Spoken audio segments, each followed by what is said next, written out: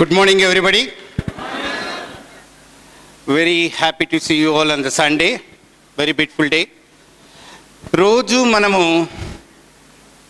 మన ఇంపాక్ట్ రథానికి ముందరికి తీసుకెళ్తున్న ఇద్దరు వ్యక్తులలో ఒక వ్యక్తిని ఇప్పుడు చూడబోతున్నాం. ఎవరో ఇమాజిన్ చేయండి. So how you feel about Jawaharlal Nehru గారు? How you going to welcome for it? The way the person who think.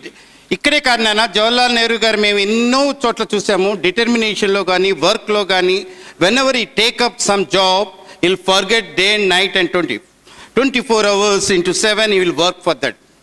So such a wonderful man who has done చాలా చోట్ల ఫ్రీగా పద్మారావు నగర్లో కూడా he do counselings for the wife and husband relations. అట్లాగే HM టీవీలో, వనిత, all the channelsలలో, help linesలలో he going to give lot of talks and everything. Such a wonderful man. Let me welcome Jawaharlal Nehru garu with your permission. Thank you. కూర్చోండి. Thank you. నేను రోజు చేస్తుందేగా. Great. పెద్దలల్లా. Okay, నేను ఇక్కడ మీతోటి just ఒక 40 minutes మాట్లాడతాను. నేను మాట్లాడతాను అనడం కంటే మీరు కూడా మాట్లాడితే బాగుంటుంది అన్నది నా ఉద్దేశం. ఓకేనా? నేను ఇక్కడికి వచ్చేది నాకేం తెలుసో చెప్పడానికి కాదు, మీకేం కావాలో చెప్పడానికి. Okay, right. నాకు చదువు అంటే చాలా ఇష్టం, చదువుకునే వాళ్ళంటే చాలా ఇష్టం. ఎందుకు ఇంత మాట అన్నానంటే, ఈరోజు ఇప్పుడు జరుగుతున్న చాలా విషయాలు, తప్పులు చదువుకున్న వాళ్ళే చేస్తున్నారని చెప్పుకోవడానికి బాధ కలుగుతుంది. కనుక ఆల్మోస్ట్ గత 16 సంవత్సరాలుగా నేను కౌన్సిలింగ్లో చూసినటువంటి యంగ్స్టర్స్ ఎవరైతే యూత్, నాకు రోజు వచ్చే ఫోన్లు నేను చాలా క్యాజువల్గా నార్మల్గా తీసుకుంటా. బికాజ్ లైఫ్ అనేది ఈ క్షణం వరకే అన్నది నా సిద్ధాంతం. ప్రతి వాళ్ళు యూజ్ చేసే కామన్ టాపిక్స్ గత 6 రోజులుగా మీరు ఏదైతే చర్చిస్తున్నారో ఆ టాపిక్స్ మాత్రమే నేను మాట్లాడదలుచుకున్నాను. ఓకేనా? Right. Before going in to the session, మీరేమన్నా నా నుంచి ఎక్స్పెక్ట్ చేస్తున్నారా? ఐఎమ్ ఏ సైకాలజిస్ట్ అంటే తెలుసు కదా, మీ యొక్క మనస్తత్వాన్ని స్టడీ చేసే మనిషి అనమాట.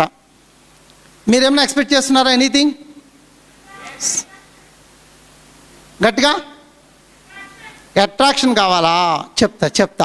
ఆఖరి లైన్లో కూర్చుంటే అట్రాక్షన్ ఎక్కడొస్తుంది? ఓకే, ఆయన అడిగిన దాని నుంచే స్టార్ట్ చేస్తా. ఫస్ట్ థింగ్ ఏంటంటే, మీకు ఒక సినిమా హీరో అంటే చాలా ఇష్టం. ఆ హీరో సినిమా ఎప్పుడు రిలీజ్ అయినా ఫస్ట్ డే ఫస్ట్ షో చూస్తారు. పవన్ కళ్యాణ్ గారే. ఆయన గురించి మీరు డబ్బులు లేకపోయినా చేతిలో ఉన్న వస్తువులు అమ్మేస్తారు, వాచ్ అమ్మేస్తారు, సైకిల్ అమ్మేస్తారు, బండి తాకట్టు పెట్టైనా సరే మొదట సినిమాకి వెళ్తారు, ఇలా టిక్కెట్లు ఇసురుతారు, కింద కూర్చుంటారు, ఏళ్ళు వేస్తారు, గోల్ చేస్తారు. Very good. నీకు ఆయన అంటే ప్రాణం, ఆయన గురించి రక్తం చిందించడానికి నువ్వు సిద్ధంగా ఉంటావు. Very good. కానీ అతనికి అతనంటే ఇష్టమైన విషయం తెలుసా? ప్రేమించడం గొప్ప కాదు, ప్రేమించానన్న విషయాన్ని తెలియచేయడం గొప్ప. అదే నువ్వు చదువుతున్న చదువులో క్లాస్ ఫస్ట్ వచ్చి గోల్డ్ మెడల్ తెచ్చుకుని యూనివర్సిటీ వాళ్ళు నీకు నేను గోల్డ్ మెడల్ ఇస్తాను బాబు అని చెప్పినప్పుడు, సార్ నా గోల్డ్ మెడల్ పలానా హీరో చేతుల మీదుగా ఇప్పించండి అని నువ్వు అడిగితే తప్పకుండా నీ కోరిక తీరుస్తారు. ఆ రోజు ప్రపంచం అంతా చూసేలాగా ఆ హీరో వచ్చి నీ మెడలో గోల్డ్ మెడల్ వేస్తాడు. అది అన్ని న్యూస్ పేపర్స్లో వస్తుంది, అది అన్ని టీవీ ఛానల్స్లో కవర్ అవుతుంది. ముఖ్యంగా నువ్వు ప్రేమించే హీరోకి ఓహో నేనంటే పడి చచ్చిపోయే ఒక విద్యార్థి ఉన్నాడు అన్న విషయం తెలుస్తుంది. సో నువ్వు ప్రేమించడం ఎంత గొప్పో నీ ప్రేమని ప్రకటించడం కూడా అంత ముఖ్యం. చాలామందికి ప్రేమని ప్రకటించడం రాదు. ప్రేమనే కాదు, చాలా విషయాలు ప్రకటించడం రాదు. ఎందుకంటే వాళ్ళు అనుకునేది వేరు, వాళ్ళు చేసేది వేరు. ఇక్కడ నేను మీకు 2 ముఖ్యమైన విషయాలు చెప్తాను, గుర్తుపెట్టుకోండి. మన జీవితంలో జరుగుతున్న ప్రతి సంఘటనలోనూ 2 భాగాలుగా విభజించుకోవాలి. ఒకటి శారీరకమా, మానసికమా. Is it my psychological need, is it my physiological need? ఇది నా శారీరక అవసరమా, నా మానసిక అవసరమా అన్న విషయాన్ని మీరు నిర్ణయించుకుంటే జీవితంలో ఎక్కడా మీకు ఎటువంటి టెన్షన్ రాదు, ఏ పని మీకు కష్టం కలిగించదు. ఎలా చూడాలా తేడా? ఇప్పుడు మీకు చూపిస్తా. ఒక బాబు ఒక బాబు పరిగెత్తురాను, any volunteer just jump here. వద్దు. చూడండి, ఈ వ్యక్తిలో, ఈ బాబులో మీరందరూ మిమ్మల్ని చూసుకోండి. అమ్మ మీరు కూడా జస్ట్ మీరే ఇక్కడ ఉన్నారు ఊహించుకోండి. ఒక 3 నిమిషాల్లో మీరు ఇక్కడ ఉన్నారు. ఓకే, చూసుకోండి. నాన్న నువ్వు డ్రెస్ కొనుక్కోవాలనుకున్నావు, డ్రెస్ కొనుక్కోవాలని డిసైడ్ అయ్యావు, ఆబిట్స్కి వెళ్ళావు, షాప్లోకి ఎంటర్ అయ్యావు. ఫస్ట్ షాప్ అయిన నేను ఏమడుగుతాడు? ఎటువంటి టైప్ ఆఫ్ డ్రెస్ కావాలి, ఎటువంటి టైప్ ఆఫ్ డ్రెస్ కావాలి. వెంటనే నువ్వు చెప్తావు నాకు పలానా షర్ట్ కావాలని చెప్తావు. అతను షర్ట్ చూపిస్తాడు. ఏమడుగుతాడు? ఏ కలర్, ఏ కలర్ అని అడుగుతాడు. వెయిట్ మీరు ఊహించుకోండి, మీరే ఊహించుకోండి, మాట్లాడకండి. Exactly you are there on the spot. Okay, ఏ కలర్ అని అడుగుతారు. నువ్వేం చేస్తావు? నాకు సెట్ అయ్యే కలర్స్ చూపించండి. ఆయనకు కాదు, నీకు. నాకంటే black pant and white shirts. Black pant white shirt అంటే నీకు ఇష్టం. ఓకే, వైట్ షర్ట్ కావాలని అడుగుతావు. Very good. వైట్ షర్ట్ అని ఇతను అడిగిన వెంటనే అతను Bombay Dyeing white shirt, Raymonds white shirt, Gwalior white shirt, Peter England white shirt తెచ్చి నీ ముందు పెడతాడు. నువ్వేం చేస్తావు? చీప్ అండ్ బెస్ట్ తీసుకుంటా. ఏమిటి చెప్పు. అది మంచి క్వాలిటీ ఉన్నది, లో కాస్ట్కి వచ్చేది. ఇంకా క్లియర్గా అక్కడ మంచి కంపెనీది. ఏంటా మంచి company? Peter England, Bombay Dyeing, Raymonds, Gwalior, just local Raymonds తీసుకుంటాడు. వైట్ షర్ట్ డిసైడ్ అయ్యాడు. Very good. నెక్స్ట్ ఏం చేస్తావు? సెలెక్ట్ చేసుకో, నా సైజ్కి సెట్ అవుతుంది. సైజ్ 34 చూసుకుంటాం. So 34 size, white shirt, Raymond's ఈయన డిసైడ్ చేసుకున్నాడు. ఓకే, మీరు డిసైడ్ చేసుకున్నారు. నెక్స్ట్ ఏం అడుగుతావు షాప్ అతన్ని? కాస్ట్ ఎంత, ఇది కాస్ట్ ఎంత అని అడుగుతావు. సార్ 1600 అని చెప్తాడు. 1600 ఇచ్చేసి బయటకు వస్తావా? రాము. ఏం చేస్తావు? డిస్కౌంట్ ఎంత అని అడుగుతాం. డిస్కౌంట్ అడుగుతాడు. ఓకే, డిస్కౌంట్ అడిగిన తర్వాత ఆయన 1400కి ఇస్తానని ఫైనల్ చేస్తాడు. నువ్వు 1400 ఇచ్చేసి నీకు నచ్చింది షర్ట్ తీసుకుని, ఏ కంపెనీ? రేమండ్స్. ఏ కలర్? White shirt. ఏ సైజ్? 34 తీసుకుని ఆనందంగా తన జేబులో తన 1400 కట్టేసుకుని ఇంటికి వెళ్ళిపోతాడు. Is it okay? మీరందరూ సేఫ్గా ఇంటికి వచ్చారా? Now the story start from the next day. Okay, అర్థమవుతుందా? నెక్స్ట్ డే పొద్దున్న తన 34 సైజు తెల్ల చొక్కా, ఏ కంపెనీ? రేమండ్స్ చొక్కా వేసుకుని కాలేజీకి ఎంటర్ అవుతాడు. అంతవరకు బాగానే ఉంది. సర్వసాధారణంగా మనుషులకి కొత్త చొక్కా కానీ కొత్త బూట్ కానీ వేసుకుంటే నడక మారిపోతుంది అన్నది సత్యం. It's a fact. సో ఈయన కాలేజీ గేట్ దగ్గర నుంచి కాస్త ఇలా అనుకుంటూ ఇలా 2-3 సార్లు అనుకుని 2-3 సార్లు సర్దుకుని కాలేజీ గేట్ దగ్గర నుంచి క్లాస్ దాకా వస్తాడు. ఏ ఒక్కడు ఈయన అడగడు నువ్వు కొత్త చొక్కా కొనుక్కున్నావా అని. నువ్వు క్లాస్లో ప్రశాంతంగా కూర్చుంటావా? కొంచెం బిల్డప్ ఇస్తాడు. ఈయన ఇచ్చిన బిల్డప్ ఎవడు పట్టించుకోడు. నువ్వేం చేస్తావు? ఎవరు పట్టించుకోకపోతే వదిలేస్తా, వాళ్ళ కర్మ. వదిలేసుకుని కూర్చుంటాడు. వెరీ గుడ్, అంతవరకు బాగానే ఉంది. ఫస్ట్ బ్రేక్ 10 o'clock క్యాంటీన్కి వెళ్ళి టీ తాగుదామని వెళ్తాడు. పాపం టీ తాగుదాం టీ చేత్తో తీసుకుంటాడు. సమోసా పట్టుకుంటాడు. అక్కడికి మిగతా స్టూడెంట్స్ అందరూ వస్తారు. వాళ్ళు సమోసా టీ తీసుకుని టీ తాగబోతూ ఉంటారు. పాప ఈయన క్లోజ్ ఫ్రెండ్ దగ్గరికి వస్తాడు. ఏంటి నువ్వు ఎర్రగా ఉన్నావు, తెల్ల చొక్కా కట్టుకున్నావు, దాని బదులు కొంచెం పింక్ అయితే అందంగా ఉంటుంది కదా, చాలా బాగుంటుంది, వైట్ కట్టుకున్నావు ఏంటి, కొనే ముందు ఒక్కసారి నాకు చెప్తే పోయేది కదా అంటాడు. ఆయన టీ తాగి సమోసా తాగి వెళ్ళిపోతాడు. ఈయన పరిస్థితి ఏంటి? నా ఇష్టం వచ్చింది నేను కొనుక్కుంటే అది చెప్పింది వదిలేస్తా. Very good. పాపం మళ్ళీ క్లాస్కి వచ్చి కూర్చుంటాడు. ప్రశాంతంగా క్లాస్ వింటూ ఉంటాడు. మధ్యాహ్నం 1 o'clock లంచ్ బ్రేక్. భోజనం తిందామని మళ్ళీ మెస్కి వెళ్తాడు. మెస్ దగ్గర అన్నం తింటూ ఉంటాడు. అప్పుడు ఎవరో ఏం చూస్తాడు. ఏంటి కొత్త చొక్కా కొనుక్కున్నావా? అవును అని చెప్పి. ఎంత సైజు? 34 కరెక్ట్గా ఫిట్ అయిపోయింది కదా, టైట్గా లేదు, ఏదో ఎరువు తెచ్చుకున్నట్టు. కొంచెం 36 కట్టుకుంటే లూజ్గా బాడీ బాగుండేదేమో కదా. నాకు నా సైజుకి ఫిట్ అయ్యి నేను తీసుకుని, లూజ్ అయితే మళ్ళీ ఒకవేళ వాడకపోతే వేరే వాళ్ళకి ఇచ్చేయాల్సి వస్తుంది. మాటలో తేడా చూసారా? This is called vibrational systems. Okay, ఆయన వెళ్ళిపోతాడు భోంచేసి. ఈయన అన్నం ఎలా తింటాడో మీరు ఊహించుకోవచ్చు. పాపం ఏదో కష్టపడి కొంచెం తినేసి ఆ ప్లేట్ అక్కడ పడేసి మళ్ళీ క్లాస్కి వస్తాడు. 2 o'clock సెషన్ స్టార్ట్. కూర్చుంటాడు, చొక్కా చూసుకుంటూ ఉంటాడు, టైటా లూజా, సరిపోయిందా లేదా, నా రంగు ఎంత, చేతిని చొక్కాని కలుపుకుని రెండూ చెక్ చేసుకుంటూ ఉంటాడు. మళ్ళీ మిడిల్ బ్రేక్ 3 o'clock, మళ్ళీ సమోసా టీ బ్రేక్, మళ్ళీ క్యాంటీన్కి వెళ్తాడు. ఇప్పుడు పాపం ఆయన చూస్తారు, ఏంటి కొత్త చొక్కా కొనుక్కున్నావా? ఏలే. Food is working. షర్ట్ కొత్తది కదా? కాదు, పద్దే.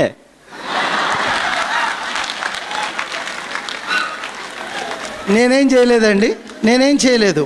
రైట్, లేదు నాన్న నువ్వు కొత్త చొక్కా కొనుక్కున్నావు, బాగుంది, సైజు కూడా 34లా కనపడుతుంది, కరెక్ట్గా ఫిట్ అయింది, very good very good. White, అరే బ్రహ్మాండంగా ఉంది. ఎక్కడ కొన్నావు? ఇంటి దగ్గర. ఎక్కడ ఇల్లు? బాలనగర్. కొన్నది హ్యాబిట్స్. ఓకే, బాలనగర్లో కొనుక్కున్నావా? ఎంత ఈ చొక్కా? 1000 రూపాయలే. ఎంత కొన్నాడు? 1000 రూపాయలు కొనుక్కున్నాడు. 1000 రూపాయలు బాలనగర్లో ఈ చొక్కా కొన్నావా? ఎంత అమాయకుడివయ్యా నువ్వు. కోకటిపల్లిలో 1+1 సేల్ అవుతోంది, 2 చొక్కాలు 600. ఏ వెర్రోడువా నువ్వు, నీకు తెలివితేటలో వెళ్ళావు. నన్ను ఒక్క మాట అడగచ్చు కదా, ఎందుకు 1000 రూపాయలు పెట్టుకున్నావా? చెయ్యి. ఆయన వెళ్ళిపోతాడు. ఇప్పుడు ఈయన పరిస్థితి ఏంటి? నాకు ముందే తెలియదే, నేను అబ్బెట్లో 1400 పెట్టి కొనుక్కున్నా, 4 వచ్చాయి అనుకుని కాలేజీ నుంచి వెళ్ళేటప్పుడు చొక్కా ఇప్పేసి హుస్సేన్ సాగర్లో పడేసి ఇంటికి వెళ్ళిపోతాడు. ఒప్పుకుంటారా ఒప్పుకోరా? నువ్వు కొనుక్కున్న బూట్ కానీ, నువ్వు కొనుక్కున్న చొక్కా కానీ, నువ్వు కొనుక్కున్న సెల్ ఫోన్ కానీ, చివరికి నువ్వు కొనుక్కున్న చిన్న పెన్ను కానీ, ఒప్పుకుంటారా? ఒప్పుకుంటారా? తన శరీరాన్ని కప్పుకోవడానికి తను కొనుక్కున్న ఒక శారీరక అవసరమైన తన చొక్కాని ఎదుటి వాళ్ళు ఇచ్చిన ప్రతి కామెంట్ని తీసుకొచ్చి మానసికానికి తగిలిచ్చి ఇదేదో మానసిక రోగంలా ఫీల్ అయ్యి చొక్కా చింపేసుకున్నోళ్ళు, జీవితాన్ని ముగించుకున్నోళ్ళు ఎంతమంది ఉన్నారో చూడండి. నాకు ఏమి కావాలి, ఇది నా శారీరక అవసరమా, నా మానసిక అవసరమా అన్న తేడా ప్రతి చోట నువ్వు ఎప్పుడైతే చూపించుకోగలిగావో జీవితంలో నీ ముందు వచ్చే ప్రతి సంఘటనలో కూడా నీకు స్పష్టత వస్తుంది. ఉదయం 7 గంటలకు శుభ్రంగా స్నానం చేసి తలంటుకుని కొత్త తెల్ల చొక్కా కట్టుకుని కొత్త చొక్కా 1400 రూపాయలు పెట్టి హ్యాబిట్స్లో సెలెక్ట్ చేసి కొనుక్కుని కాలేజీకి వెళ్తున్నాను అన్న అనుభూతితో కాలేజీలోకి వచ్చిన ఈ మనిషి సాయంత్రానికి కోటిలో కొన్నాను, బాలానగర్లో కొన్నాను, 1000 రూపాయలు కొన్నాను, అయ్యో ఎందుకు కొన్నానా ఈ చొక్కా అనే స్థాయికి మారిపోయాడంటే కారణం మారింది ఇతన పరిస్థితుల. పరిస్థితులు ఎలా ఉన్నా ఇతను ఎలా ఉండాలి? ముందు అతని మాటలో గంభీరం వచ్చింది, రాను రాను మాటల్లో తేడా వచ్చింది, చివరికి ఒక మూమెంట్లో అబద్ధాలకు దారితీసింది. ఎందుకంటే చొక్కా నాకు నచ్చింది, నే కొనుక్కున్నా, నా ఇష్టం అన్నది నువ్వు నిర్ణయించుకోగలిగితే that is your final decision. ఎందుకంటే జీవితం నీది. Thank you boss. ప్రశాంతంగా ఇంటికి వెళ్ళు. Very good. My name is also Prashanth. Oh his name is Prashanth. Very good. చాలా ప్రశాంతంగా ఉన్నాడు. Thank you. నాకు సో నువ్వు పుట్టక ముందు కూడా ఈ భూమి ఉంది, నువ్వు మరణించిన తర్వాత కూడా ఈ భూమి ఉంటుంది. నువ్వు పుట్టింది నీ డేట్ ఆఫ్ బర్త్, నువ్వు మరణించింది నీ date of death. Date of death minus date of birth is equal to నీ జీవితం. నీ జీవితాన్ని ఎంత తృప్తిగా ఉంచుకుంటావో చాయిస్ నీది. ఎందుకంటే ప్రతి మనిషి ఈ భూమికి ఒకే తెలివితేటలతో వస్తాడు. చాలామంది అనుకుంటారు తెలివితేటలు పెంచుకోవచ్చు, తెలివితేటలు పెంచుకోవడానికి మందులు ఉంటాయని. నో, తెలివితేటలు నువ్వు పుట్టినప్పుడు ఎంత ఉన్నాయో నీ కనుగుడ్లు సైజులో అంతే ఉంటాయి, చచ్చిపోయేదాకా అదే ఉంటాయి. ఏదైనా నీ జీవితంలో విజయం సాధించావంటే అది నీ ఎమోషనల్ క్వాడ్రంట్, ఈక్యూ వల్ల జరుగుతుందే తప్ప ఐక్యూ వల్ల కాదు. దీన్నే ఎమోషనల్ బ్యాలెన్సింగ్ అంటారు. ఎదుటి వాళ్ళు ఎంత నిన్ను ప్రతిస్పందించినా, ఎదుటి వాళ్ళు ఎంత నిన్ను రెచ్చగొట్టినా, ఎదుటి వాళ్ళు నీ మీద ఎటువంటి కామెంట్ చేసినా నీ నిర్ణయానికి నువ్వు కట్టుబడగలిగితే జీవితం నీది. అదే సినిమా టైటిల్. ఎప్పుడొచ్చావన్నది కాదు, దించుకున్నావా లేదా అన్నది. ఏం దించుకోవాలి? Your own bullet. ప్రతి మనిషి భూమి మీదకి తనతో పాటు తను తెచ్చుకుంటాడు. తను తెచ్చుకుంది చాలామంది ఇలా దాచుకుని మళ్ళీ పైకి పట్టుకెళ్ళిపోతారు. దానివల్ల ఎటువంటి లాభం లేదు. నువ్వు తెచ్చుకున్న ప్రతిదీ దించుకో. ఎంత బాగా దించుకుంటావంటే నీకు నచ్చినట్టు దించుకో. దీనికి నువ్వు ఎవ్వరికీ సంజాయిషీ చేయక్కలేదు. జీవితం నీది, జీవిత రథసారథివి నువ్వు. జీవితంలో విజయం నీది, జీవితంలో పతనం నీది. ఇందాక చాలామంది మనసు గురించి మాట్లాడుతూ చెప్పారు. అసలు మనసు అంటే ఏంటి? నా దగ్గరికి వచ్చే చాలామంది చెప్తారు డిప్రెషన్ అన్న ఒక పదం. అసలు ఆ పదానికి అర్థం చాలామందికి తెలియదు. చిన్న డౌట్ వచ్చిన వెంటనే గూగుల్లోకి వెళ్ళి డిప్రెషన్ అని కొట్టేస్తారు. సార్ నేను డిప్రెషన్గా ఉన్నానని అంటారు. Now I will explain you in deep a little to understand you what exactly it is. రేపు ఉదయం మీకు పరీక్ష ఉంది 8 గంటలకి. చదువుకుందాం, పరీక్షలో పాస్ అవుదాం, మార్కులు మంచిగా వస్తాయి, క్లాస్ ఫస్ట్ వద్దాం అని మీకు అనిపిస్తుంది. మీ బుద్ధి చెప్తుంది బాగా చదువుకోనాయన, చదువుకుంటే పైకి వస్తావు, పైకి వచ్చావంటే సుఖంగా ఉంటావు, జీవితం తృప్తిగా ఉంటుంది. అప్పుడే పాపం బుక్ తీసి కూర్చుంటారు. సరిగ్గా 7 గంటలకి టీవీలో అడ్వర్టైజ్మెంట్ వస్తుంది. ఏమని? Great hero blockbuster movie. ఏ మూవీ? ఏదో మూవీ. 7:30కి మీ మనసు ఏమనిపిస్తుంది? సినిమా చూడాలి. బుద్ధి ఏమంటుంది? చదువుకోవాలి. మనసు బుద్ధి రెండు కొట్టుకుంటాయి. మనసు అంటుంది ఒక్క సినిమా 7 గంటలకి 9 దాకా చూసేద్దాం, ఏం కాదు ఈ ఒక్కసారి అంటది. బుద్ధి ఏమంటది? బుద్ధి జాగ్రత్త, చదువుకో, పరీక్ష, జీవితం, మార్కులు అని బుద్ధి చెప్తుంది. మనసు అంటుంది ఈ ఒక్కసారికి సర్దుకుందాం ఉంటాయి. రెండు కొట్టుకుంటాయి. చాలాసార్లు మనసే నెగ్గుతుంది. ఎందుకంటే మనసు ఎప్పుడు కూడా మనిషిని పక్కదో పట్టిస్తుంది కాబట్టి. వెంటనే మనసు అంటుంది మన ఇద్దరం ఒక అగ్రిమెంట్ చేసుకుందామే. అగ్రిమెంట్ ఏంటి? 7 to 9 సినిమా చూసేద్దాం, 9:30కి శుభ్రంగా మొహం కడుక్కుందాం, అందరూ పడుకుంటారు, 10ంటికి బుక్ చేత్తో పట్టుకుందాం, అలా గడగడగడగడ చదివేద్దాం, బాగా వచ్చేస్తుంది, ముందు సినిమా చూద్దాం. కాన్సెప్ట్ అర్థమైందా? 7 to 9 శుభ్రంగా సినిమా చూస్తారు, 9ంటికి సినిమా అయిపోతుంది. మీరు ఒక్కసారి కమిట్ అయితే మీ మాట మీరే వినరు కదా. సో శుభ్రంగా మొహం కడుక్కుని బుక్ చేత్తో పట్టుకుని ఇలా చదవడం ప్రారంభిస్తారు. కాసేపటికి మీ చేతిలోంచి బుక్ కింద పడిపోతుంది. అప్పుడు అమ్మ వచ్చి అంటుంది చదివింది చాలు, బుక్ పక్కన పెట్టి నువ్వు పడుకో బాబు అని. ఎందుకంటే మీ శరీరం అలసిపోయింది, బుక్ కింద పడిపోతుంది. వెంటనే బుద్ధి చెప్తుంది నేను నీకు ముందే చెప్పానా రేపు పరీక్ష ఉందా, ఇప్పుడు ఏం చేస్తావు? మనసును అడుగుతుంది. అప్పుడు మనసు మళ్ళీ చెప్తుంది ఏం కాదు, నువ్వు భయపెట్టుకో, నేను ఉన్నాను కదా, నేను చెప్తా. ఇప్పుడు ఏం చేద్దామంటే శుభ్రంగా పడుకుందాం, 3ంటికి అలారం పెట్టుకుందాం. అలారం బిళ్ళమని పోతుంది. 3 to 7 గడగడగడగడగడ చదివేద్దాం. 8ంటి పరీక్ష హాల్లోకి వెళ్ళి మొత్తం కక్కేద్దాం, అన్ని మార్కులు నాకే, ముందు పడుకుందాం. కాన్సెప్ట్ అర్థమైందా? మళ్ళీ పడుకుంటాం. మనసు ఎప్పుడు ఇలాగే తీసుకెళ్తూ ఉంటుంది. బుద్ధి చెప్తుంది ఒళ్ళు జాగ్రత్త, లేదు నేను చూసుకుంటాను కదా, నేను చూసుకుంటా. అల్లారం పెట్టుకుంటాం, పడుకుంటాం. సరిగ్గా 3ంటికి పాపం మీ అల్లారం మోగుతుంది.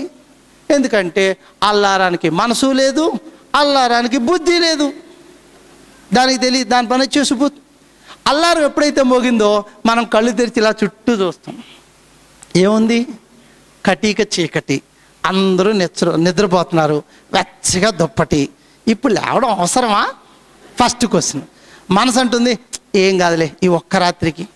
బుద్ధి అంటుంది హేయ్ పరీక్ష, మార్కులు ఏమనుకున్నావు, అరే ఏమైపోతుంది జీవితం, ఏం కాదు ఈ ఒక్కసారికి చూసుకుందాం. మనసు అంటుంది నా మాటను లేదు చదువుకో, పరీక్షలో మార్కులు తగ్గిపోతాయి, నా మాట విను అని బుద్ధి చెప్తుంది. మనసు అంటుంది ఒక్క పని చేద్దాం, ఒక్క 5 నిమిషాలు ఇలా పడుకుందాం, టక్కున లేచిపోయి చదువుకుందాం.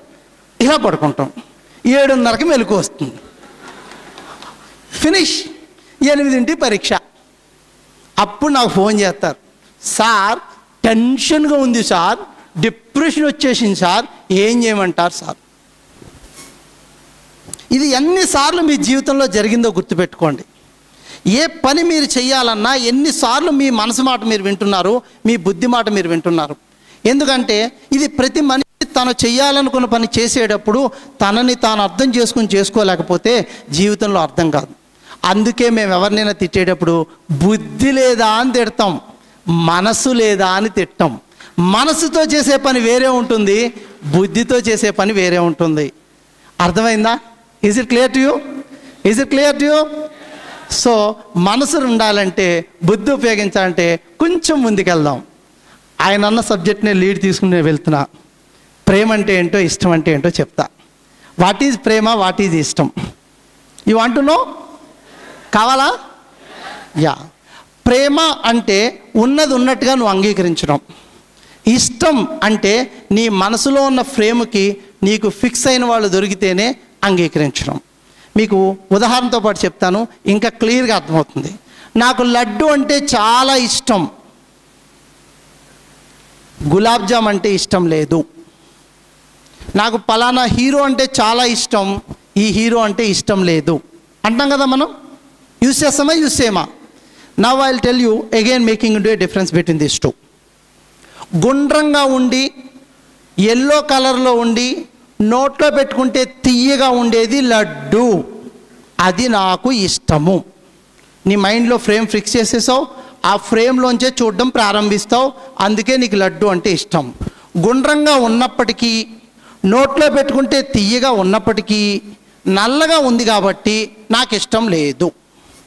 నిజానికి నీకు జీవితంలో తీయదనం కావాలంటే లడ్డు పెట్టుకున్న తీయగానే ఉంటుంది, గులాబ్ జామ్ పెట్టుకున్న తీయగానే ఉంటుంది, ఇంత పంచదార వేసుకున్న తీయగానే ఉంటుంది. కానీ నువ్వు ఈ గులాబ్ జామ్ తీయదనాన్ని ఎందుకు అంగీకరించలేవంటే నీ మైండ్లో ఒక ఫ్రేమ్ ఫిక్స్ చేసుకుంటావు. ఆ ఫ్రేమ్లో ఫిక్స్ అయిన వాళ్ళనే నువ్వు ఇష్టపడుతూ ఉంటావు. చిన్నప్పుడు నీ ఇంటి పక్కన ఒక అబ్బాయి ఉండొచ్చు, మీ ఇంటి పక్క అంకుల్ ఉండొచ్చు, లేదా ఒక పెద్ద ఆయన ఉండొచ్చు. ఆయన జస్ట్ ఇలా పెట్టుకుని అన్నారనుకోండి, ఓహో ఇది ఇలా బాగుంటుందా అని నీ మైండ్లో ఫ్రేమ్ పడుతుంది. ఆ ఫ్రేమ్ను అలా క్యారీ చేసుకుంటూ వస్తావు. కాలేజీలోకి ఎంటర్ అయిన వెంటనే ఎవరో చెట్టు కింద కూర్చుని ఇలా పెట్టి అంటారు, ఇలా రింగులు తిరుగుతుంది, నువ్వు వెంటనే ఫ్లాట్ అయిపోతావు. ఎందుకంటే ఫ్రేమ్ నీ దగ్గర ఉంది కదా. Are you getting me? చిన్నప్పుడు మీ ఇంటి పక్కన ఎవరో మోటార్ సైకిల్ డ్రైవ్ చేస్తూ ఉంటారు, సపోజ్ ఒక చేత్తో డ్రైవ్ చేస్తూ ఉంటారు, నీకు డ్రైవింగ్ మీద ఒక ఫ్రేమ్ ఫిక్స్ అవుతుంది. ఆ ఫ్రేమ్ తోటి నువ్వు కాలేజీలోకి ఎంటర్ అవుతావు. వెంటనే ఎవరో ఒక అబ్బాయో అమ్మాయో ఫ్రంట్ వీల్ మొత్తం పైకి లేపి అలా డ్రైవ్ చేస్తే నువ్వు అలా ఫ్లాట్ అయిపోతావు. ఎందుకంటే నువ్వు ఫ్లాట్ అయిపోయేది నీ ఫ్రేమ్ని బట్టి. దీన్ని ఇష్టం అంటారు. అందుకే చూడండి, ఏ ఇద్దరు దగ్గరైనా వాళ్ళ ఇష్టాల దగ్గర అయితేనే వాళ్ళ దగ్గర అవుతారు. ఇక్కడ అది ప్రేమ మాత్రం కాదు. ప్రేమ అంటే ఉన్నది ఉన్నట్టుగా నువ్వు అంగీకరించాలి. ఏది పెట్టినా నువ్వు తీసుకోగలిగితే దాన్ని ప్రేమ అంటారు. తల్లిదండ్రులు పిల్లల్ని ప్రేమిస్తారు, పిల్లలు తల్లిదండ్రుల్ని ఇష్టపడతారు. ఎందుకంటే అమ్మ నాకు సెల్ ఫోన్ కొనిస్తేనే అమ్మంటే నాకు ఇష్టం, నాన్న నాకు బండి కొనిస్తేనే నాన్నంటే ఇష్టం. కానీ నువ్వు ఎలా ఉన్నప్పటికీ కూడా అమ్మ నాన్న మాత్రం నిన్ను ప్రేమిస్తూనే ఉంటారు. ప్రేమ అంటే ఉన్నది ఉన్నట్టుగా అంగీకరించడం, ఇష్టం అంటే నీ ఫ్రేమ్లో ఫిక్స్ చేసిన వాళ్ళే నువ్వు తీసుకోవడం. రోడ్డు మీద ఎవరైనా ఇద్దరు వెళ్తుంటే కపుల్స్గా చూసినా, జంటలు జస్ట్ లవర్స్గా చూసినా, వాళ్ళిద్దరికీ ఏ పొత్తిగా కలవదు. మనం అనుకుంటాం, ఈ అమ్మాయికి ఏంటి, ఈ అబ్బాయి ఏంటి ఇంత ఇలా ఉన్నాడు, అసలు ఈ అబ్బాయి ఏంటి ఇంత అందంగా ఉన్నాడు, ఆ అమ్మాయి ఏంటి అలా ఉంది అనుకుంటాం. వాళ్ళిద్దరికీ ఎక్కడో చిన్నప్పుడు ఫ్రేమ్ ఫిక్స్ అయిపోతుంది. ఆ ఫ్రేమ్లోకి నువ్వు ఎంత ట్రై చేసినా వెళ్ళలేవు. అందుకే మేము ఓపెన్ మైండ్తో రండి అంటాం. దీని గురించి డిస్కస్ చేసేటప్పుడు సైకాలజీలో మేము పాజిబుల్ థింకింగ్ ఆలోచించండి అని చెప్తాం. Not positive thinking, not negative thinking. Positive thinking, negative thinking అంటే ఉన్న ఆలోచనల్ని నువ్వు మార్చుకోవడం. Possible thinking is very important. ఈ గోడ పడగొట్టాలి అన్నది నీ ఉద్దేశం అయితే చేత్తో గట్టిగా కొట్టినా గోడ పడుతుంది, కానీ చెయ్యి కూడా విరుగుతుంది. చెయ్యి విరగొట్టుకుని గోడ పడగొట్టడం ముఖ్యమా? ఒకవేళ చేత్తో పడగొట్టలేవు కాబట్టి నువ్వు నెగిటివ్వి, నీకు శక్తి లేదు, నువ్వు పనికిరావు అని నీకు నువ్వు నిందేసుకోవడం ముఖ్యమా? లేదా గట్టిగా గోడ గుద్ది చెయ్యి విరగొట్టుకుని కట్టుకుని దాన్ని పాజిటివ్గా ఫీల్ అవడమా? ఈ రెండూ కాదు, పాజిబుల్గా ఆలోచించాలి. ఇప్పుడు గోడ పడగొట్టాలంటే ఏం కావాలి? గడ్డపార తీసుకురా, దాన్ని కొట్టు, కింద పడుతుంది. ఆ డస్ట్ అంతా ఎత్తడానికి ఒక తొట్టి కావాలి. తొట్టిలో పెడితే సరిపోతుందా? కాదు, దాన్ని ఎత్తి బయటపోయడానికి ఒక మనిషి కావాలి. దీన్ని పాజిబుల్ థింకింగ్ అంటారు. జీవితంలో నువ్వు ఉన్న స్థానం నుంచి నువ్వు ఎక్కడికి వెళ్ళాలనుకున్న దానికి ఒక స్పష్టమైన లైన్ నువ్వు గీసుకోగలిగినట్లయితే నీ పాజిబుల్ థింకింగ్ ఉంటుంది. ఎందుకంటే జీవితంలో అందరూ ఒంటరి వాళ్ళే. గుర్తుపెట్టుకోండి, ఏ విజయం సాధించాలన్నా కూడా ఒంటరిగానే సాధించడం చాలా సుఖం, పక్క వాళ్ళతో కాదు. నేను ఊరు వెళ్ళాలనుకున్నాను, 4 o'clock మా కారు తీసి బయలుదేరాను అనుకోండి, స్ట్రైట్ నేను వెళ్ళిపోతాను. అదే మా పక్కింటిని కూడా తీసుకెళ్ళాలంటే ఆయన 5 o'clock వస్తా అంటే అప్పటిదాకా ఆగాలి. కారు బయలుదేరిన కాసేపటికైనా ఈనాడు పేపర్ కొంటానంటే షాప్ దగ్గర ఆగాలి. మధ్యలో కాసేపు టీ తాగుదామంటే మళ్ళీ నేను కారు ఆపాలి. ఈ లెక్కన పక్కనున్న ప్రతి వాళ్ళు మనకు డిస్టర్బెన్స్ అనుకుంటున్నప్పుడు, నీ లక్ష్యాన్ని నువ్వు చేరాలనుకున్నప్పుడు ఒంటరితనమే విజయం. ఒంటరితనం చేయాలనుకున్న వాళ్ళే జీవితంలో విజయం సాధిస్తారు. ఈ ఒంటరితనాన్ని చాలామంది ఒంటరితనం అని అర్థం చేసుకోకుండా దాన్ని ఒంటరితనం ఒక శాపం అని పేరు పెట్టి, నేను ఒంటరిగా ఫీల్ అవుతున్నాను, నన్ను ఎవరూ పట్టించుకోవట్లేదు, నన్ను ఎవరూ అర్థం చేసుకోవట్లేదు అన్న స్టేట్మెంట్ చేస్తూ ఉంటారు. చాలామంది అనుకుంటారు ఒంటరితనం ఒక శాపం అని. ఒంటరితనం శాపం కాదు. ఒంటరితనం భగవంతుడు నీకు ఇచ్చిన అదృష్టం. అదే నీపై నీకున్న ఏకాంతం. ఒక్కసారి అర్థం చేసుకోండి. రోజుకి 24 గంటలు, గంటకు 60 నిమిషాలు, ఈ లెక్కన రోజుకి 1440 నిమిషాలు. ఈ 1440 నిమిషాల్లో 1% 14.4 రౌండప్ చేస్తే 15 మినిట్స్. మీలో ఎవరైనా 15 నిమిషాలు ప్రశాంతంగా నీ జీవితం గురించి నువ్వు ఆలోచించుకుంటున్నావా? ఇలా ప్రశాంతంగా కూర్చుని అసలు నేను ఏమవ్వాలనుకుంటున్నాను అని నువ్వు ఆలోచిస్తున్నావు అంటే దట్ ఈజ్ కాల్డ్ ఏకాంతం. ఏకాంతం భగవంతుడు మీ అందరికీ కల్పిస్తాడు. మనం దేవుడి దగ్గరికి వెళ్తే ఏకాంత సేవ చేయాలనుకుంటాం. ఓ పెద్ద మనిషిని కలిసినప్పుడు ఆయన పక్కనే నించుని ఫోటో తీయించుకోవాలనుకుంటాం. అప్పుడు అందరినీ పిలుస్తామా? నా ఫ్రెండ్స్ అందరినీ నించోబెట్టండి సార్, నేను వెనకాల ఉంటాను అంటావా? ఆయన పక్కనే నువ్వు నించుని ఫోటో తీయించుకుంటావా? ఎంతమందిని పిలుస్తాం? ఆయన ఇలా టచ్ చేసి ఆయన చేయి భుజం మీద వేయించుకుని మనం ఫోటో తీయించుకుంటాం. ఇది ఏకాంతం. మరి అదే ఏకాంతాన్ని నువ్వు ఆ మనిషి లేనప్పుడు ఒంటరితనం అని ఎందుకంటున్నావు? ఎందుకంటున్నావు అంటే నీకేం కావాలో నీకు తెలియదు కాబట్టి. ఈ రోజు నుంచి నిర్ణయించుకోండి నీకేం కావాలి లైఫ్లో. ఒక్కటి మాత్రం నిజం, ఇప్పుడు సమయం 11:22:15 అయింది. ఈ క్షణానికి ఈ భూమి మీద నీలాంటి వాడు ఎవడూ లేడు. ఈ క్షణానికి ఈ భూమి మీద మనుషుల్ని గుర్తించడానికి ఉపయోగించే ఒకే ఒక్క సాధనం వేలుముద్ర. నీలాంటి వేలుముద్ర ఎవరికీ లేదు. నువ్వు ఎవరికి కాపీ కాదు. You are unique, you are original. నన్ను ఎవరు అర్థం చేసుకోవట్లేదు. అసలు నిన్ను నువ్వు అర్థం చేసుకున్నావా? నీకేం కావాలో నీకు తెలుసా? ఎప్పుడైనా ఉదయం లేచి ఒక్కసారి నవ్వుకున్నావా? నీ లక్ష్యాలు ఏదో నువ్వు ప్లాన్ చేసుకున్నావా? నీకున్నటువంటి ఆనందానికి నుంచి కొంచెం ముందుకెళ్ళావా? Now I will go a little deep into the students point. చాలామంది విద్యార్థులు నాకు ఫోన్ చేసి ఏమంటారంటే, సార్ చదువు అంటే చాలా అలసిపోతున్నాను సార్, కాన్సన్ట్రేషన్ ఉండట్లేదు సార్, ఎంత చదివినా పరీక్షల్లో ఏం గుర్తుండట్లేదు సార్, భయం వేస్తాం సార్. ఇక్కడ ఒక విషయం మీకు నేను టచ్ చేస్తా. అలసట అంటే ఏంటి, విసుగు అంటే ఏంటి? ఓ చిన్నపిల్లవాడు లేదా మీరైనా సరే ఆదివారం ఉదయం 7 గంటలకి పుస్తకం ముందు కూర్చుని మధ్యాహ్నం 2 దాకా 5 గంటలు ఏకాగ్రంగా పుస్తకం మొత్తం చదివారు అనుకోండి. 7 గంటలకు ప్రారంభించారు, మధ్యాహ్నం 2 అయింది, పుస్తకం ముందు పెట్టుకున్నారు, బాగా చదివారని మీకు తెలుసు. ఇప్పుడు చెప్పండి, మీ శరీరంలో ఏ భాగము అలసిపోతుంది అనగా నొప్పి కలుగుతుంది? ఐస్, కనుగుడ్లే కదా, అవునా? రైట్. చదివిన వెంటనే మీరు బుక్ మూసేసి ఏం చేస్తారు? ఇంకా చదివింది చాలు అని చెప్పి బయటికి వెళ్ళి టీవీ చూసేవాళ్ళు కొద్దిమంది, ఆడుకుంటామని కొద్దిమంది, కంప్యూటర్ ముందు కూర్చుంటామని కొద్దిమంది, ఫ్రెండ్స్తో చాట్ చేస్తామని కొద్దిమంది, అలా బయటికి వెళ్ళి వస్తామని కొద్దిమంది అనుకుంటారు. అవునా? మరి 7 గంటల నుంచి 2 గంటల దాకా పుస్తకం ముందు కూర్చుని కన్నులు ఇలా కదిపిన నీకు కన్ను నొప్పి వస్తే కళ్ళు మూసుకు పడుకోవాలి, కానీ కళ్ళు తెరిచి నువ్వు టీవీ ఎలా చూస్తావు? నేను బయటికి వెళ్ళి క్రికెట్ ఆడుకుంటానంటారు. క్రికెట్ ఆట అంటే ఏంటి? ఇంత చిన్న బంతిని తీసుకుని నువ్వు ఇలా విసరాలి. ఆ విసరడం ఎవరు మీకు విసరాలి? చిన్న 3 కర్ర ముక్కల మీదకి, వికెట్స్ మీదకి ఇలా విసరాలి. అంటే నీ కళ్ళంతా ఆ వికెట్స్ని చూడాలి. ఎగైన్ మళ్ళీ కళ్ళకు పని జరుగుతుందా? చాట్ చేస్తానని కంప్యూటర్ ఓపెన్ చేస్తావు, స్క్రీనే చూడాలా? అలా బయటికి వెళ్ళి వస్తానంటావు, అప్పుడు ఇలా నడుస్తావా లేకపోతే కళ్ళు తెరిచి నడుస్తావా? నిజానికి నువ్వు 7 to 2 చదివి ఉంటే, నీ కళ్ళకి నొప్పి కలిగి ఉంటే నువ్వు కళ్ళు మూసుకొని పడుకోవాలే తప్ప సినిమా ఎలా చూస్తావు, చాటింగ్ ఎలా చేస్తావు, క్రికెట్ ఎలా ఆడతావు, బయటికి ఎలా ఆడతావు? అంటే నువ్వు అలసిపోలేదు, విసిగిపోయావు. Are you getting me? అర్థమవుతుందా? విసుగు వేరు, అలసట వేరు. విసుగు అనేది మనిషికి తన మీద తనకి మానసికంగా కలిగే స్థితి. అలసట అనేది మనిషి శారీరకంగా శరీరానికి కలిగే స్థితి. మీరు ఈ రెండింటిని క్లబ్ చేయకూడదు. సపోజ్ 7 గంటలు చదివారు, చదివండి విసుగొచ్చింది, వెంటనే ఇంకో పని చేయండి, అదే ఉత్సాహం ఉంటుంది. చిన్నపిల్లల్ని చూడండి, అలసిపోయి స్కూల్కి వెళ్ళొచ్చు కూడా బయటికి వెళ్ళి మళ్ళీ ఆడుకుంటానంటారు. వాళ్ళు కూడా 8 గంటలకు స్కూల్కి వెళ్ళి సాయంత్రం 4 గంటలకు స్కూల్ నుంచి వచ్చిన తర్వాత బయటికి వెళ్ళి 2 గంటలు ఎలా ఆడుకుంటామంటున్నారు? శారీరక శ్రమ పొందాలి కదా, పొందరు. ఎందుకంటే వాళ్ళ మనసు ఎప్పుడు కూడా ఉల్లాసంగా ఉంటుంది. ప్రతి మనిషికి తన జీవితంలో 3 వయసులు ఉంటాయి. మొట్టమొదటి వయసు క్రానలాజికల్ ఏజ్. నువ్వు పుట్టినప్పటి నుంచి భూమి సూర్యుడి చుట్టూ ఎన్నిసార్లు తిరిగిందో అది నీ వయసు. అన్ని నెలల, అన్ని సంవత్సరాల, అన్ని గంటల, అన్ని నిమిషాలు ఈజ్ యువర్ లైఫ్. రెండోది బయలాజికల్ వయసు.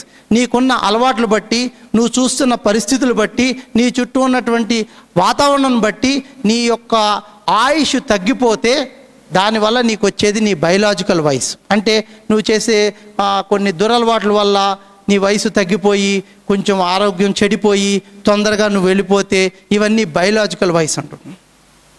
మూడోది సైకలాజికల్ ఏజ్. అంటే మనిషి ఏ వయసులో ఉన్నప్పటికీ కూడా ఎప్పుడు ఉల్లాసంగా, ఉత్సాహంగా, ఎంత వయసులో అయినా ఆనందంగా ఉంటారు. ఆ మనిషిని చూస్తేనే చాలు మనకు నవ్వు వస్తుంది, ఆ మనిషిని చూస్తేనే చాలు మనకు ఆనందం వస్తుంది. వాళ్ళ వయసు 72 అయినా కూడా 16 ఏళ్ళ పిల్లల్లా మాట్లాడుతూ ఉంటారు, మా విశ్వనాథం గురువు గారి లాగా. చాలామంది ఇక్కడ లేరు, గురువుగారు ఇక్కడ ఉన్నారు.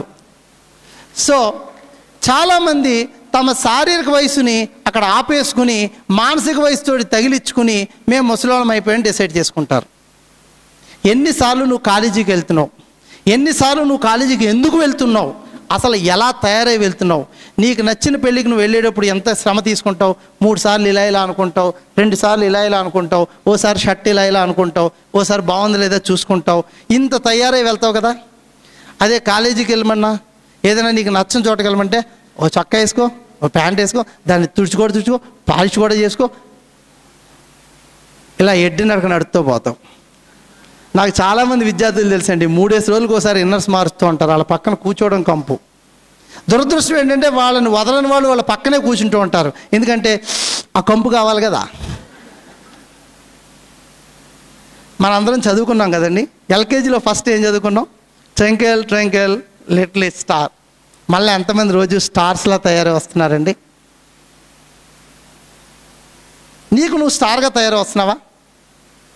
యూకేజీలో నేర్చుకున్నాం, Johny Johny yes papa, telling lies no papa. రోజుకి ఎన్ని అబద్ధాలు చెప్తున్నాం.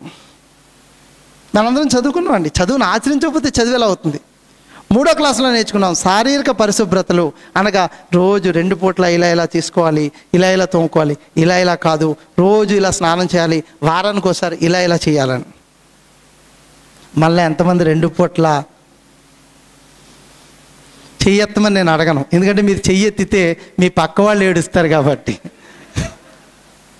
ఏం లేదు మీ దగ్గర, పేస్ట్లు లేవా, నీళ్లు లేవా, టైం లేదు. ఏదైనా అంటే మేము టైగర్ సార్, నువ్వు టైగర్ అయితే జంగిల్లో ఉండు, ఎక్కడెందుకున్నావు? ఒక మనిషి తనకి ఇచ్చుకునే ఒక గొప్ప బహుమతి ఈ భూమి మీద ఏదైనా ఉందంటే ఆరోగ్యం ఒక్కటే. నీ ఆరోగ్యమే నీ మహాభాగ్యం. పచ్చని చెట్టు మీదే పావురాలు వస్తాయి, పచ్చని చెట్టు మీదే రామచిలకలు వస్తాయి. నీ ఆరోగ్యం బ్రహ్మాండంగా ఉండి నువ్వు పూర్తి హెల్తీగా ఉన్నప్పుడు ఏ సమస్య నీ ముందుకు వచ్చినా తట్టుకునే మనోధైర్యం నీకు వస్తుంది. ఎప్పుడైతే నువ్వు ఆరోగ్యంగా దాని సమస్యను పెంచుకోకుండా అనారోగ్యంగా నీకు నువ్వు నిర్లిప్తత ప్రదర్శిస్తూ వచ్చావో రాను రాను రాను రాను రాను రాను నీ మీద నీకే ఒక రకమైన వెగటు వస్తుంది. చాలామంది ఏం చేస్తారంటే తమ శరీరాన్ని, తమ మానసిక స్థితిని ప్రదర్శించడానికి ప్రయత్నం చేస్తూ ఉంటారు. అంటే ఆయన కష్టాల్లో ఉన్నారు అంటే గడ్డం పెంచుకుని చొక్కా మార్చుకోకుండా 3 రోజులు ఇలా వస్తూ ఉంటాడు అనమాట. ఆయన చూసి జనాలు అడగరమాట, ఏమైంది నీకు అని అడగాలన్నమాట. అర్థమవుతుందా? ఇవన్నీ సాధనాలు కాదండి. ఒక్కటి మాత్రం నిజం, జాతస్య మరణం ధ్రువం. పుట్టిన ప్రతి వాళ్ళు వెళ్ళిపోతారు, ఓన్లీ డేట్ తేడా అంతే. ఆ కుర్చీ వెళ్ళిపోతుంది, ఆ లైట్ వెళ్ళిపోతుంది, కెమెరా వెళ్ళిపోతుంది, మైక్ వెళ్ళిపోతుంది, నేను వెళ్ళిపోతాను, నువ్వు వెళ్ళిపోతావు, అందరూ వెళ్ళిపోవడం ఖాయం. ఎవరెప్పుడు వెళ్తారో తెలియదు. కానీ ఉన్నంత వరకు ప్రతి క్షణం మాత్రం నీ గురించి నువ్వు జీవించాలి. ఎందుకంటే last week world health report చదివారో లేదో మీరు, రోజుకి 16,200 మంది నిద్రలోనే వెళ్ళిపోతున్నారు, నిద్రలోనే మరణిస్తున్నారు. దేవుడు నీకు ఇంకో రోజు ఇచ్చాడు. అందువల్ల ఈరోజు ఉదయం నిద్ర లేచిన వెంటనే మంచం దిగే ముందు ఒక్కసారి, అమ్మా భూమాత, నిన్ను కాలు వేసి తొక్కుతున్నా, నన్ను క్షమించు, కానీ సాయంత్రానికల్లా ఈ మనిషిని మోసినందుకు నేను గర్వపడుతున్నాను అనేలా నేను జీవిస్తానని నీకు ప్రమాణకం చేసి కాలు కింద పెట్టు. ఎందుకంటే రేపు అన్న రోజు ఎక్కడుందో ఎవరికీ తెలియదు. నేను భయపడమని చెప్పటం లేదు, కానీ ఉన్నంత వరకు మాత్రం ఎప్పుడు వచ్చామన్నది కాదు సమస్య, దించుకోవడంలోనే ఉంటుంది. ప్రతి క్షణం దించుకోండి, ఎప్పుడు అవకాశం దొరికినా దించుకోండి. ఎందుకంటే నీది, నీ లక్ష్యం, నీ గమ్యం, నీ జీవితం అనేది నీ లక్ష్యంలోనే ఉంటుంది. నాకు కనిపించే లక్ష్యం ఇతరులకు కనిపించకపోవచ్చు, నేను ఆలోచించినట్టు ఇంకొకళ్ళు ఆలోచించకపోవచ్చు. ఎవరి దగ్గరికి వెళ్ళి నన్ను అర్థం చేసుకోవట్లేదు అనే మాట అనకండి, ముందు నిన్ను నువ్వు అర్థం చేసుకున్నావు అన్నది ప్రయత్నం చేయండి. జస్ట్ ఇంటికి వెళ్ళిన తర్వాత ఒక 2 తెల్ల కాగితాలు తీసుకుని అసలు నాకేం కావాలి అని రాసుకోండి. నిజానికి కోపం విషయంలో మాట్లాడేటప్పుడు నేను ఒక విషయం చెప్తానండి, ఏ మనిషికి కోపం అక్కర్లేదు, అసలు కోపం రాకూడదు. నువ్వు నిజంగా కరెక్ట్ అయినప్పుడు నీ కోపం ఎందుకు రాకూడదు. ఒకవేళ నీది తప్పు అయినప్పుడు నీ కోపం వచ్చే హక్కే లేదు కదా. సో మానవ జీవితంలో కోపానికి స్థానమే లేదు. కోపానికి నిరూపించుకోవడానికి నువ్వు చేయాల్సిన పని ఏంటంటే ఓన్లీ ప్రేమించడమే. ఎంత ప్రేమిస్తే అంత కోపం ఉన్నట్టు. నేను చెప్తూ ఉంటాను విద్యార్థులకి, మీకు తెలిసిన అతి కోపిష్టి పేరు చెప్తారా అని అడుగుతా. మీరు ఇంత హిస్టరీ చదివారు, ఇన్ని పుస్తకాలు చదివారు కదా, ఒక మహా కోపిష్టి పేరు చెప్పండి. ఇంకా ఇంకా ఇంకా ఇంకా ఇంకా నాకు కావాల్సిన పేరు రావట్లేదు.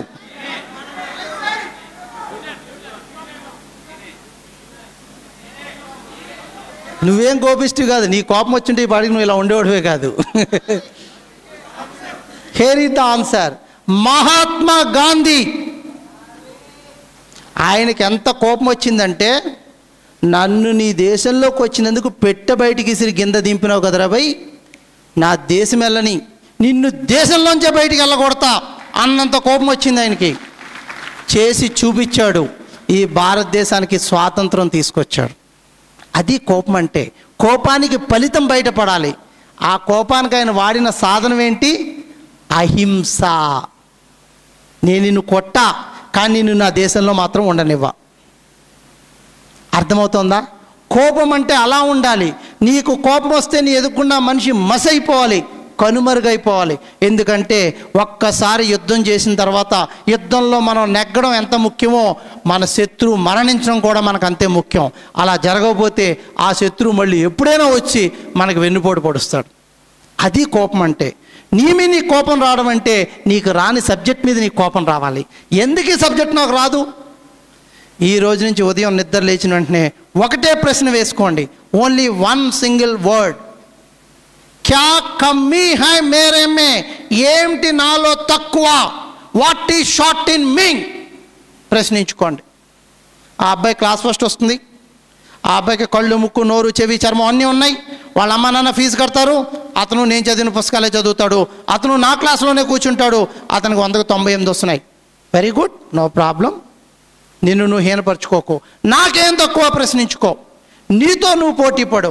నీకు 30 మార్కులు వస్తే నాకు 30 సమంజసమా, 35 రావడానికి అవకాశం ఉందా అని నీకు నువ్వు ప్రయత్నించుకో.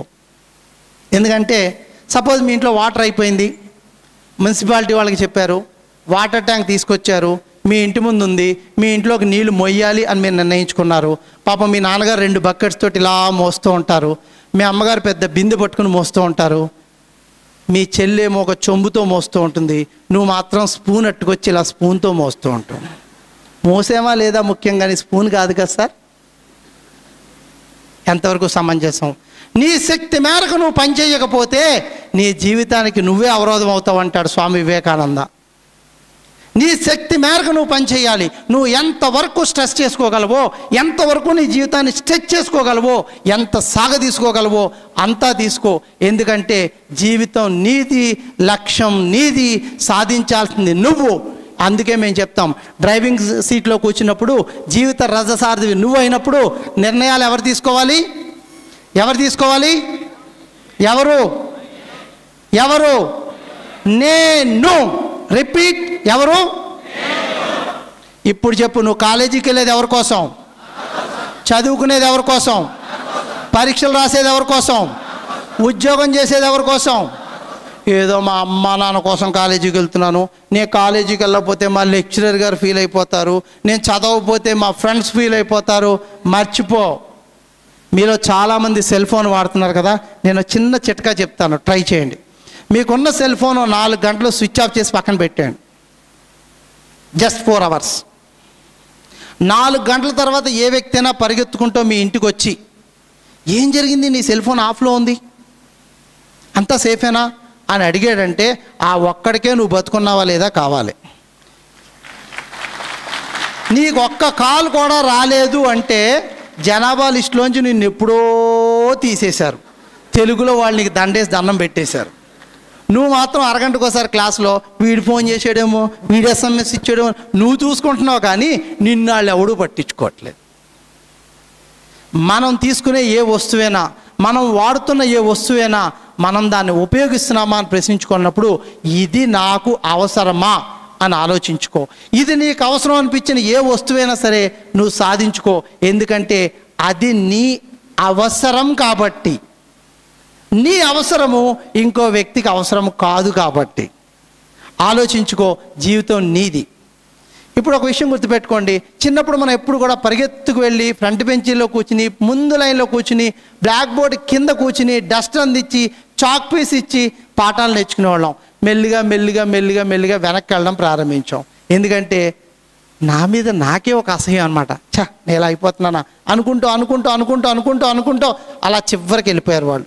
ఎంత వెనకబడిపోతున్నారంటే జీవితంలో నా మీద నాకే అన్న నిర్ణయానికి వచ్చేసారు. ఇదే నిర్లిప్తత ఎక్కువ అయిపోతే నీ మీద నీకే అసహ్యం పెరుగుతుంది. నీ మీద నీకే అసహ్యం పెరిగితే నీ జీవితం మీద నీకే ఒత్తిడి పెరుగుతుంది. ఒత్తిడి అంటే ఏమిటో లేదండి, నువ్వు చేస్తున్న పనికి నువ్వు సంజాయిషీ చేసుకోగలిగితే నీకే ఒత్తిడి ఉండదు. నీ ఆఖరి శ్వాస వరకు, ఆఖరి క్షణం వరకు నువ్వు చేసిన ప్రతి పనికి నువ్వు చెప్పుకోగలిగితే నీకెప్పుడు ఒత్తిడి ఉండదు. దీన్ని అబద్ధంగా కూడా చెప్పచ్చు. ఇప్పుడు నన్ను ఎవరైనా అడిగారు అనుకోండి, డిసెంబర్ 30వ తారీఖు 11 o'clock నువ్వు ఎక్కడున్నావు? హరిహర కళాభవన్లో ఉన్నాను. ఒక 5 సంవత్సరాల తర్వాత అదే వ్యక్తి నన్ను పిలిచి, డిసెంబర్ 30వ తారీఖు 2013 11 గంటలకు నువ్వు ఎక్కడున్నావు? హరిహర కళాభవన్లో ఉన్నాను. ఒక 60 ఏళ్ళ తర్వాత నేను హాస్పిటల్లో IC యూనిట్లో ఉండగా డిసెంబర్ 30, 2013 ఉదయం 11 గంటలకు నువ్వు ఎక్కడున్నావు? హరిహర కళాభవన్లోనే ఉన్నాను. ఎందుకంటే అది నిజం కాబట్టి. అదే నేను ఇప్పుడు అబ్బాయికి నేను ఇప్పుడు హ్యాబిట్స్లో ఉన్నాను అని చెప్పాను అనుకోండి, 5 ఏళ్ల తర్వాత అబ్బాయి మళ్ళీ నన్ను కలిసి నువ్వు ఎక్కడున్నావు అంటే అప్పుడు ఏం చెప్పాను? హ్యాబిట్సా? అయితే ఈసారికి అమీర్పేటలో ఉన్నాను. 10 ఏళ్ల తర్వాత మళ్ళీ అడిగారు అనుకోండి, మొన్న ఏం చెప్పాను? అసలు నిజాలు గుర్తుపెట్టుకోవడానికే మన మెదడులో స్థానం లేదు, ఇంకా అబద్ధాలకు ఎక్స్ట్రా స్టోరేజ్ ఎక్కడుంది? దొరికిపోతావు. దొరికిపోయిన వెంటనే ఇంత చిన్న అబద్ధం ఎందుకు చెప్పానా అని నీకు ఒక అసహ్యం వస్తుంది. ఆ అసహ్యమే నిర్లిప్తత అవుతుంది. ఆ నిర్లిప్తతే నీ మీద నీకు బాధ కలిగించే ఒక వస్తువుగా మారిపోతుంది. నీ మీద నీకు బాధ కలిగించే ఏ పని జీవితంలో చెయ్యొద్దు, ఎప్పుడూ చెయ్యొద్దు. ఎందుకంటే ఆనందం వేరు, తృప్తి వేరు. ఆనందం అంటే ఆ క్షణం వరకు నీకు ఉండేది, తృప్తి అంటే నీ ఆఖరి శ్వాస దాకా ఉండేది. ఏ పని చేసినా ఈ పని నేను మనస్ఫూర్తిగా చేశాను అని నువ్వు అనుకుంటే చాలు. ఈ పని చేయకుండా ఉండాల్సిందే అని నువ్వు బాధపడ్డావు అంటే అది ఆనందం కిందే లెక్క. ఎప్పుడు కూడా చిన్న చిన్న ఆనందాలు, పెద్ద పెద్ద ఆనందాలు, ఘోరమైన ఆనందాలు అంటూ ఏమీ జీవితంలో లేవు. తృప్తి ఒక్కటే ముఖ్యం. మనిషికి జీవితంలో కావాల్సింది తృప్తిగా. ఈ క్షణాన దేవుడు నన్ను పిలిచి వచ్చేస్తావా పైకంటే రెడీ సార్ అనేలా ఉండాలి. అంటే నా బెర్త్ కన్ఫర్మేషన్ ఎప్పుడు జరిగినా నేను ఎక్కడానికి సిద్ధంగా ఉండాలి. అలా ఎప్పుడు ఉంటానంటే ప్రతి క్షణం నేను చేయాల్సిన పనులన్నీ ఎప్పటికప్పుడు పూర్తి చేసుకుంటుంటే. మీరందరూ చదువుకుంటున్నారు, ఎగ్జామ్ ముందు చాలా టెన్షన్ ఫీల్ అవుతారు. నాకు ఆల్మోస్ట్ ఒక్కొక్క రోజు 700 నుంచి 600 ఈమెయిల్స్ వస్తాయి. సార్ ఏమైనా చేయండి సార్, టెన్షన్ సార్, వచ్చే నెల ఎగ్జామ్ సార్. ఒక ప్రశ్న చదవడానికి గుర్తుపెట్టుకుని ఎగ్జామ్లో రాయడానికి మీకు ఎంత టైం పడుతుందండి? హాఫ్ అన్ అవర్, ఇంకా ఎక్కువకి వెళ్దాం. ఎందుకంటే మనకి ఇజ్జత్గా సవాల్. 10 నిమిషాలు 20 నిమిషాలు చెప్తే ఇజ్జత్గా సవాల్ అనమాట. పాప ఈయన ఎవరు హాఫ్ అన్ అవర్ అన్నారు, హాఫ్ అన్ అవర్ పైకి వెళ్దాం. ఇంకా 40 మినిట్స్ వద్దు, 1 అవర్ ఎవరో ఒకళ్ళు ఇద్దరు. 1 డే ఒక క్వశ్చన్కి. Wow, great. సరే, ఆమెనే నేను పరిగణలో తీసుకుని చెప్తా. జూన్ 12 స్కూల్లో జాయిన్ అయిన ప్రతి విద్యార్థికి తెలుసు వచ్చే సంవత్సరం మార్చి 18 పబ్లిక్ ఎగ్జామ్ ఉంటుందని. జూన్ అంతా స్కూల్లో జాయిన్ అవుతాడు, పక్కన ఫ్రెండ్స్ తోటి కబుర్లు చెప్పుకుంటాడు. జూలైలో వర్షం, జ్వరం, ఆగస్టులో జెండా పండుగ, సెప్టెంబర్లో 3 మార్ 2 మార్ వినాయక చవితి వస్తుంది, అక్టోబర్లో దసరా దీపావళి ఫాలోడ్, నవంబర్లో ఏం చేసుకుందామని ఆలోచిస్తాడు, డిసెంబర్లో కొత్త సంవత్సరం వేడుకలు, జనవరి 15 రోజులు పండగలు, తినదరక్క 15 రోజులు మంచం ఎక్కుతాడు జ్వరం, ఫిబ్రవరిలో మొదటి 15 రోజులు ప్రపోజలు, ఎవరికి ప్రపోజ్ చేయాలి, ఎస్ అంటే ఆనందం, లేకపోతే తర్వాత 15 రోజులు డిప్రెషను. అప్పుడు మార్చి 1వ తారీఖు బుక్ తీస్తాడు, ఇలా దులుపుతాడు, నాకు ఫోన్ చేస్తాడు, సార్ 15 రోజులు పరీక్షలు ఉంది, ఏం చేయమంటారు సార్? జూన్ 12 నుంచి మార్చి 18కి 272 రోజులు. రోజుకి ఒక్క క్వశ్చన్ చదివినా అమ్మాయికి 270 క్వశ్చన్లు వస్తాయి. ఉన్న 6 సబ్జెక్టులో 60 క్వశ్చన్స్ వస్తాయి. ఒప్పుకుంటారా? ఒక్క గంట, 24 గంటలు చదవద్దండి. మీ చదువు కోసం చదువుకోండి, ఆడుకోండి, ఎంజాయ్ చేయండి, జీవితం అంతా చేయండి, నేనేం పాను. కానీ ఒక్క గంట నిజంగా మీరు చదివితే, అరగంట లెక్కన చదివిన వాళ్ళు రోజుకి 2 క్వశ్చన్లు చదివితే, ఓన్లీ 2 క్వశ్చన్స్, ఎన్ని క్వశ్చన్స్ వస్తాయండి? ఒక్కొక్క సబ్జెక్ట్లో 120 క్వశ్చన్స్ వస్తాయి. ఎగ్జామినర్ ఇచ్చేది 5, 6, 7, మ్యాక్సిమం 10 క్వశ్చన్స్, నువ్వు రాయవలసినవి 5 క్వశ్చన్స్. 60 క్వశ్చన్లు నీ పాకెట్లో ఉండగా నువ్వు ఎగ్జామ్కి వెళ్తే, ఎగ్జామినర్ ఏ సబ్జెక్ట్లోంచి ఇస్తే, ఏ టెక్స్ట్ బుక్లోంచి ఇస్తే నువ్వు ఫెయిల్ అయ్యే ఛాన్స్ ఉంటుందా? నీకు బ్యాక్లాగ్స్ ఉంటాయా? దీన్ని ఎడ్యుకేషనల్ ప్లానింగ్ కౌన్సిలింగ్ అంటాం మేము. అంటే నువ్వు ఒక్క గంట కూడా స్థిరంగా చదువుకోలేకపోతున్నావు అనమాట. అందుకే మీ అందరికీ చిన్నప్పుడు తాబేలు కుందేలు కథ చెప్తాం. తాబేలు కాన్స్టెంట్గా వెళ్తూ ఉంటుంది, కుందేలు పరిగెత్తుకెళ్ళి పడుకుంటుంది అని. నువ్వు స్కూల్లో జాయిన్ అయిన రోజు నుంచి మొదటి రోజు స్కూల్కి ఎలా వెళ్ళావో, కాలేజీకి ఎలా వెళ్ళావో, ఆఫీస్కి ఎలా వెళ్ళావో, చివరి దాకా నీ నుంచి అదే ప్రవర్తన వాళ్ళు ఆశిస్తారు. అది యజమాన్యం కావచ్చు, స్కూల్ వాళ్ళు కావచ్చు, ఫ్రెండ్స్ కావచ్చు. నీలో మార్పు రాకూడదు. ఎందుకంటే మార్పు వచ్చినప్పుడు నువ్వు తట్టుకోలేవు, నిన్ను వాళ్ళు తట్టుకోలేరు. కాబట్టి ఒక మనిషి తన జీవితంలో జరిగిన ఒక సంఘటన ద్వారా 2 సంవత్సరాలు అచేతన స్థితిలో పడిపోతే దాన్నే డిప్రెషన్ అంటారు.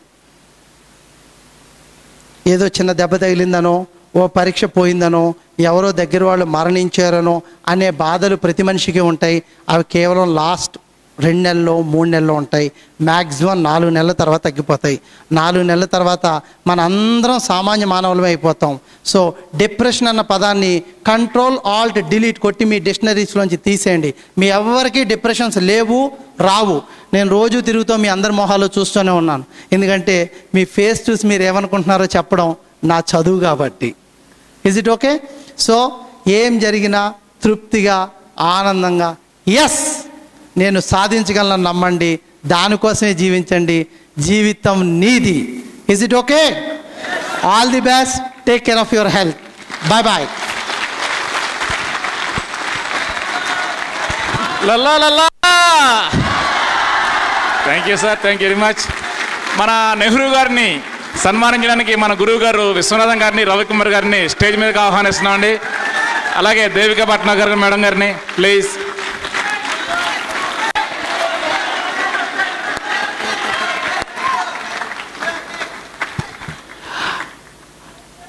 ఈ ప్రపంచంలో ఉన్న అన్ని శక్తుల్ని ప్రార్థిస్తాను, నా అవసరం మీకు ఎప్పుడూ రాకూడదని. అయినా అవసరమైతే మీకు నేను ఎప్పుడూ ఉన్నాను. ముందు నా దగ్గరికి వచ్చారనుకున్నప్పుడు ఒకసారి నా వెబ్సైట్ చూడండి. నేను అవసరం అనుకుంటేనే నా దగ్గరికి రండి. ఎందుకంటే టైం చాలా ముఖ్యమైనది కాబట్టి. నా సెల్కి ఎవరు కాల్ చేయాలన్నా ఫస్ట్ నాకు SMS పెట్టాలి. ఎందుకంటే నేను సైకాలజిస్ట్ని కదా. కారణం ఏంటంటే ఒక్క 30 సెకండ్స్ వాళ్ళు నించోబెట్టి చెప్తా. అర్ధరాత్రి 11:30 నా సెల్ ఫోన్ మోగుతుంది, ఎవరో అబ్బాయి మాట్లాడతాడు, సార్ ఆ అమ్మాయి నో అంది సార్, నేను MMTS ట్రాక్ మీద ఉన్నాను సార్. అరే జీవితం నీదిరా భయ్, నా మాటి నువ్వు పైకి రా, నేను ఉన్నా. లేదు సార్ నేను వెళ్ళిపోతా సార్. కాదు నాన్న నేను చెప్తా. లేదు సార్ నేను వెళ్ళిపోతా. కాదు నాన్న మీ అమ్మనంతా నేను మాట్లాడతా. లేదు సార్ నేను వెళ్ళిపోతా. మరి ఎక్కడున్నావు చెప్పరా, ఏరియా పోలీస్ స్టేషన్కి ఫోన్ చేస్తా. లేదు సార్ నేను వెళ్ళిపోతా. అరే నా మాటినరా బాబు. లేదు సార్ నేను వెళ్ళిపోతా. ఏమైందిరా? అది కాదు సార్ రాత్రి మాట్లాడతాం సార్, 2 రోజులు పెట్టి కనపట్టలేదు సార్, నేను వెళ్ళిపోతా సార్. నువ్వు ఎక్కడున్నావు? ట్రాక్ మీద ఉన్నా. కాదు నాన్న. లేదు సార్ నేను వెళ్తా. వాడు పోతాడు, బాడీ ట్రాక్ పక్కన ఉంటుంది, పక్కన సెల్ ఫోన్ ఉంటుంది, ఆఖరి నెంబర్ నాది ఉంటుంది, రీడింగ్ 25 నిమిషాలు ఉంటుంది. పోలీస్ జీప్ కూల్గా మా ఇంటికి వచ్చి బెల్ కొడుతుంది. నన్ను ఎందుకు రిస్క్లో పెట్టుకోవాలా? అందుకే నాకు తెలిసిన నెంబర్లే నేను ఎత్తుతా, అందరి నెంబర్లు నేను ఎత్తా. అర్థమైందా? పేరు పెట్టుకుంటా, ఆ కేస్ స్టడీ తెలిసిన ఫోన్ నెంబర్సే నేను ఆన్సర్ చేస్తా. అందువల్ల మీరు ఎవరు నాతో మాట్లాడినా ముందు మీ పేరు, మీ డీటెయిల్స్ నాకు SMS చేస్తే నేను సేవ్ చేసుకుని ఆ నెంబర్కి మాత్రమే నేను ఆన్సర్ చేస్తా.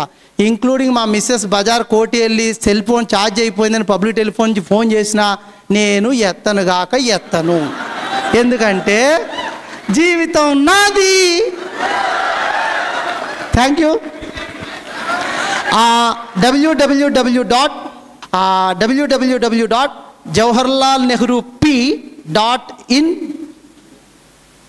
jawaharlalnehrup.com. నేను అన్ని టీవీలో మాట్లాడినవి, మా గురువు గారితో ఆశీర్వచనంతో అనేక చోట నేను మాట్లాడిన స్పీచ్లు అవన్నీ అందులో ఉంటాయి.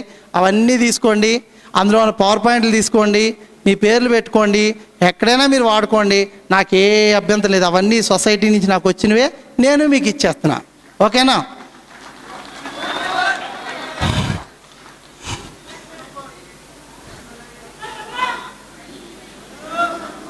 (9848036040). I repeat, 9848036040. Thank you everybody.